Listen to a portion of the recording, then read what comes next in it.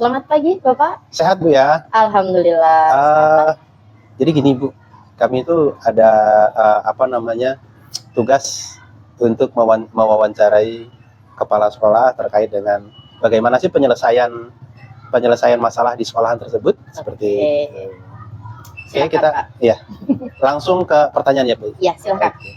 Yang pertama nih Bu, selama ini bagaimana Ibu dapat mengidentifikasi kasus-kasus yang merupakan dilema etika atau bujuk rayu moral? Kalau selama ini, yang pertama jelas Pak, kita harus tahu dulu lah permasalahannya. Tidak hanya di satu pihak, tapi kita juga harus mendengarkan dari kedua belah pihak atau berbagai pihak. Nah, kemudian kita juga harus menggali, kenapa sih kok bisa terjadi masalah ini? Penyebabnya dulu apa? Apakah itu memang dari intern sekolah atau memang dari eksternal sekolah? Nah, setelah itu baru kita bisa mencari kesimpulannya. Oh, setelah tahu nih, ternyata dari berbagai pihak, iya, kita sudah mengidentifikasi juga sumber masalahnya, baru kita mencari kesimpulan. Nah, apalagi kan sebagai seorang pemimpin, kita nggak bisa ya Pak ya, cuman mengambil atau mendengarkan dari salah satu pihak. Jadi memang harus dari berbagai pihak dan mungkin permasalahan itu dari berbagai faktor gitu Pak.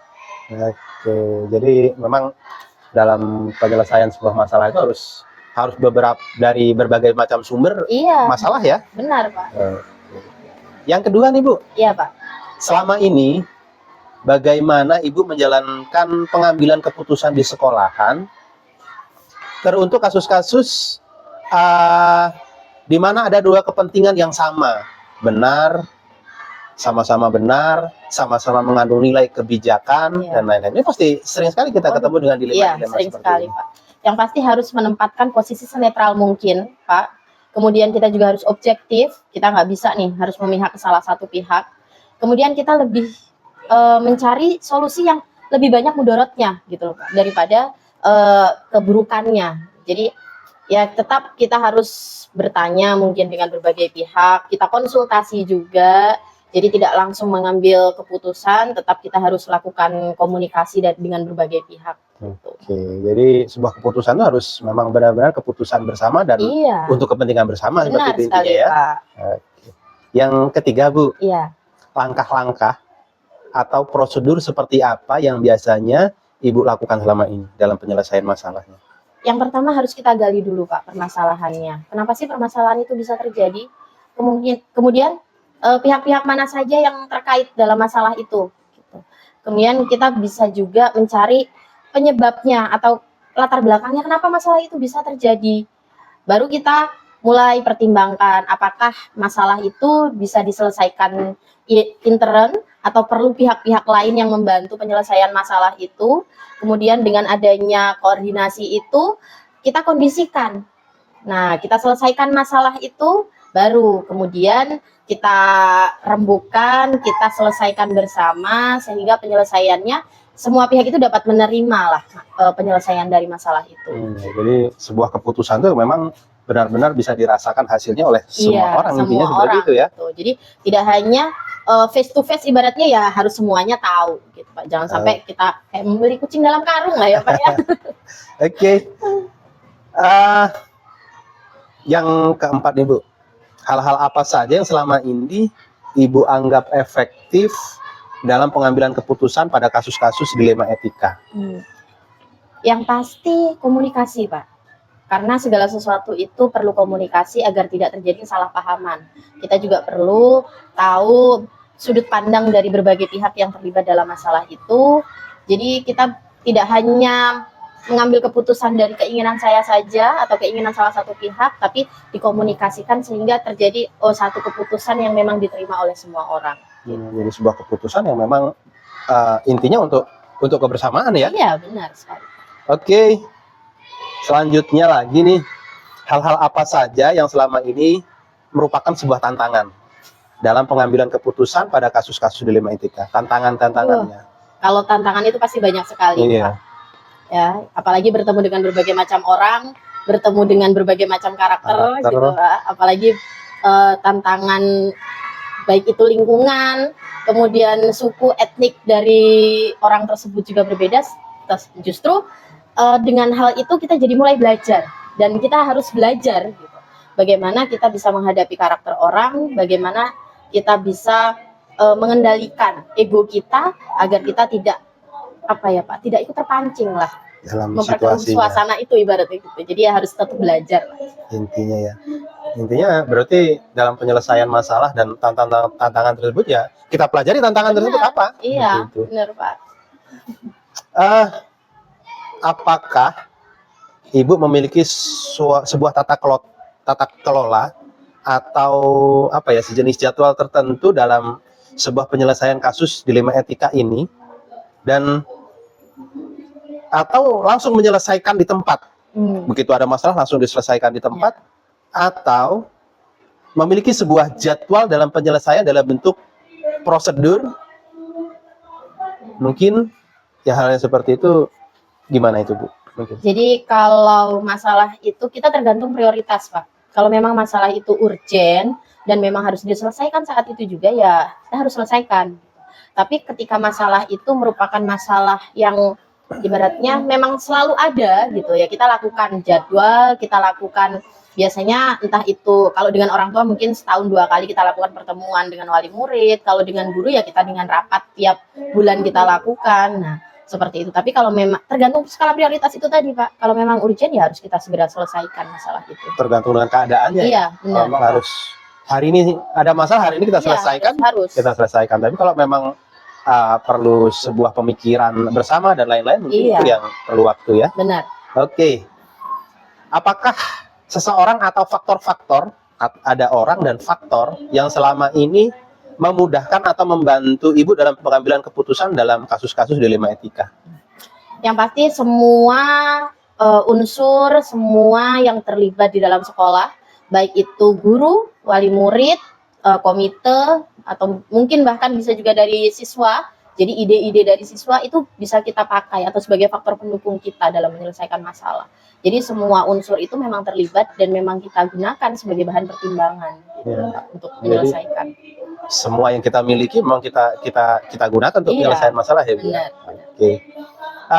Yang terakhir nih Bu, dari semua hal yang sudah disampaikan, pembelajaran apa yang dapat Ibu petik dari pengalaman pengambilan keputusan dilema etika ini? Yang pertama, yang pasti komunikasi itu ternyata penting ya Pak. Gitu. Bahwa kita harus bisa sebagai pendengar yang baik, kita juga harus bisa sebagai bisa mengkoordinir gitu. Apalagi sebagai seorang pemimpin ya harus bisa menjadi entah itu hakim, entah itu sebagai pendengar orang tua gitu di sekolah. Kemudian kita bisa belajar dari berbagai pihak, ternyata tidak hanya, jangan sampai kita merasa kita paling pintar di sekolahan itu, karena ternyata mungkin kita bisa belajar dari anak-anak gitu, dari wali murid, atau bahkan kita bisa menjalin kerjasama dengan berbagai pihak di sekolahan itu.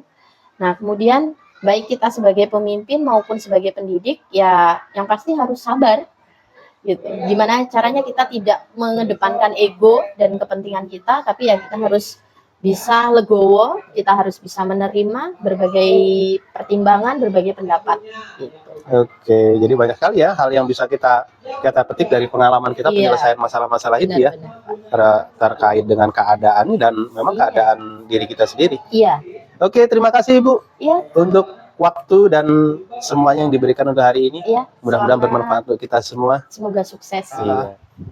Jadi kami itu dari calon guru penggerak Pak, ada kegiatan kami mewawancarai kepala sekolah terkait dengan bagaimana penyelesaian masalah dengan kasus-kasus dilema etika dan bujuk rayu moral yang sering sekali terjadi di sekolahan-sekolahan kita. Terima kasih ya Pak ya. Dilema etika atau bujukan moral itu adalah suatu permasalahan memang yang harus diselesaikan di sekolah secara bertahap. Intinya kasus pertama harus diidentifikasi terlebih dahulu oleh pihak sekolah. Identifikasi kasus ini tentunya kami duduk bersama dengan para wali kelas, mungkin kami mengundang komite juga, yang artinya tujuan dari duduk bersama kami dengan para wali kelas adalah untuk memetakan permasalahan tersebut apakah masuk ke dilema etika atau masuk ke bujukan moral, seperti itu Pak. Oke, jadi kita harus memetakan dulu dia masuk ke dilema etika atau iya. merayu moral seperti itu ya. Intinya itu. Jadi setelah kita petakan, setelah kita ketemu solusinya apa, ketemu pemetaannya apakah dia etika atau masuk dilema moral, baru kita selesaikan baru masalahnya secara bertahap. Oke. Selanjutnya nih Pak, Ya. selama ini bagaimana Bapak menjalankan pengambilan keputusan di sekolah, terutama untuk kasus-kasus di mana ada dua kepentingan yang sama-sama benar. Kepentingan yang satu benar dan yang kedua benar. Selanjutnya ada dua kepentingan yang sama-sama mengandung nilai kebajikan. Bagaimana? Oh ya. Terima kasih Pak. Dalam pengambilan keputusan kami selalu menggunakan metode diskusi. Jadi intinya ketika ada dua kepentingan yang sama benar atau sama-sama mengandung kebajikan yang semuanya adalah benar, maka kami akan melihat seberapa besar manfaatnya untuk sekolah dalam setiap kasus yang kami hadapi. Itu Pak. Jadi kami diskusi dengan wali kelas, dengan yang pihak-pihak terkait, menentukan mana yang berdampak lebih besar kebajikan itu terhadap sekolah kami yang kita hadapi. Oke, jadi mempertimbangkan nilai Iya, kebajikan yang ada kebajikannya. dalam keputusan itu ya. Iya, Oke. kita ambil. Lanjut lagi Pak, langkah atau prosedur yang biasanya dilakukan untuk mengatasi masalah-masalah tersebut selama ini. Oh iya. Langkah-langkah dalam mengambil keputusan yang saya lakukan selama ini adalah yang pertama mengadakan diskusi bersama Dewan Guru. Ya, itu yang pertama. Langkah yang kedua yaitu mengidentifikasi masalah yang muncul. Itu. Oke, Kemudian yang ketiga mengkonfirmasi kemudian memvalidasi data-data dan menentukan siapa saja yang terlibat dalam pengambilan keputusan tersebut. Itu Pak ya. oke, jadi nggak ujuk-ujuk langsung kita selesaikan gitu tidak, ya. jadi ada langkah-langkahnya. Ada langkahnya. Oke. Hal apa saja nih Pak yang selama ini Anda anggap efektif dalam pengambilan keputusan pada kasus dilema etika? Jadi ada beberapa hal yang memang dianggap efektif dalam memecahkan suatu masalah khususnya dilema etika. Dalam pengambilan keputusan pada kasus dilema etika sangat efektif ketika kita berdiskusi dengan seluruh pihak yang terkait, itu Pak. Jadi intinya tetap kita duduk bersama, kita berdiskusi untuk memecahkan atau memutuskan suatu kasus-kasus seperti dilema etika tersebut. Oke, jadi intinya ya kolaborasi dengan semua pihak ya. Oke. Hal-hal apa saja yang selama ini merupakan sebuah tantangan dalam pengambilan keputusan dalam kasus dilema etika ini? Yang menjadi tantangan dalam permasalahan kasus dilema etika yaitu ketika kita berhadapan pada kasus yang terjadi pada siswa ini contohnya ya, kita harus memperhatikan faktor psikologisnya terlebih dahulu ya, anak sebagai pertimbangan utama. Perkembangan akademik dan non akademik itu yang menjadi tantangan kami dalam menyelesaikan masalah dilema etika di sekolah kami. Oke, jadi kita pertimbangkan psikologi, terus kemampuan akademik, non akademik. Jadi semua latar belakang kita gali dulu, baru kita memutuskan suatu masalah. Ya. Oke. Apakah Bapak memiliki sebuah tata kelola atau jadwal dalam penyelesaian kasus dilema etika? Jadi ya, gimana Pak? Lanjut ya.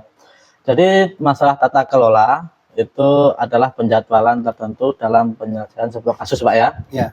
Tata kelola dalam menyelesaikan kasus dilema etika dibuat dengan sesuai kasus yang ada ya. Jadi ada kalanya diselesaikan dalam satu waktu, ada kalanya juga diselesaikan dalam kurun waktu tertentu. Artinya sesuai tingkat kesulitan kasus tersebut. Itu prosedur yang dijalankan saat menangani kasus siswa. Yang pertama, pendekatan kepada siswa terlebih dahulu, yang dimana siswa itu mempunyai masalah. Yang kedua, mengidentifikasi masalah siswa yang dihadapi.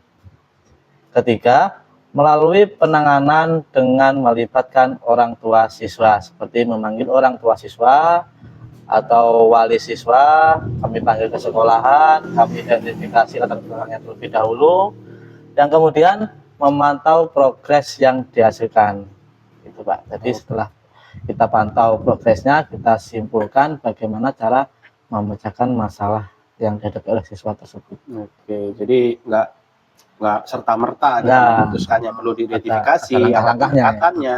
Jadi hasil yang kita keputusan yang diputuskan itu benar-benar berpihak kepada anak Kepada gitu anak. tujuannya. Oke, lanjut ya Pak ya. Oke.